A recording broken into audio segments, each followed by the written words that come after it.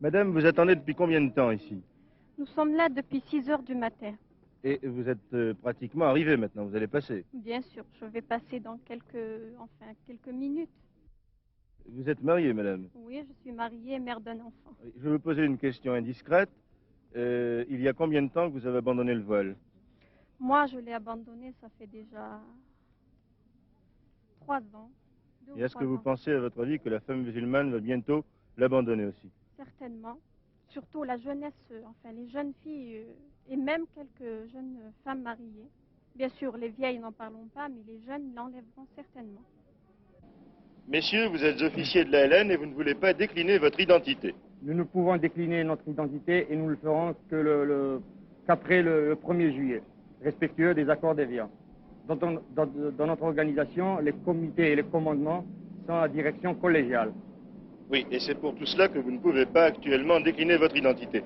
Est-ce qu'on peut vous demander, vous, monsieur, comment se déroule ce scrutin à Tlemcen aujourd'hui? Comme vous pouvez le constater, dans le calme et la dignité, et cette atmosphère est le présage d'un avenir meilleur. Oui, justement, monsieur, parlez-moi un petit peu de cet avenir. Comment l'envisagez-vous? De toute façon, nous nous attacherons à respecter les biens et les personnes de toute origine.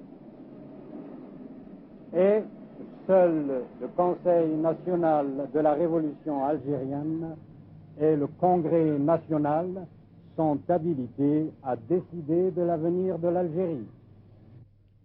Une dernière question, messieurs, si vous le permettez. Est-ce qu'on peut vous demander ce que vous faites, ce que vous faisiez dans le civil? En 1956, l'ALN ayant fait appel à tous ses fils, j'étudiais et je préparais une licence de lettres à Alger. En conséquence, avec des amis, nous avons rejoint l'ALN depuis 1956.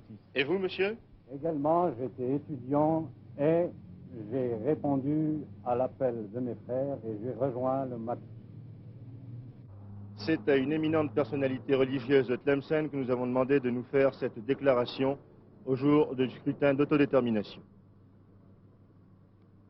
En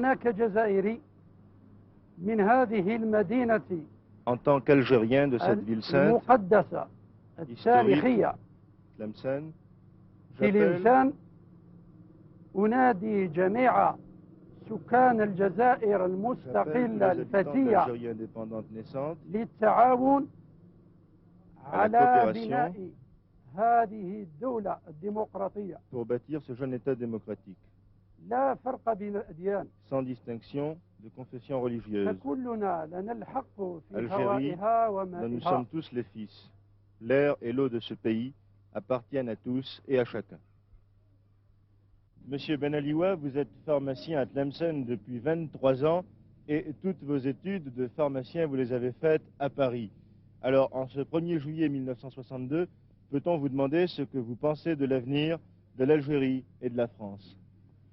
Il est exact que j'ai fait toutes mes études à Paris et quand j'évoque la France, il se présente immédiatement à moi l'image de tous ceux qui ont contribué à ma formation. Et malgré les années de souffrance que nous avons vécues, nos sentiments demeurent toujours les mêmes. Mais il n'empêche que je reste un militant de base du FLN et un partisan farouche de l'indépendance de mon pays. En somme, monsieur, cette indépendance sera acquise ce soir, au soir de ce 1er juillet. Je vais vous poser une autre question.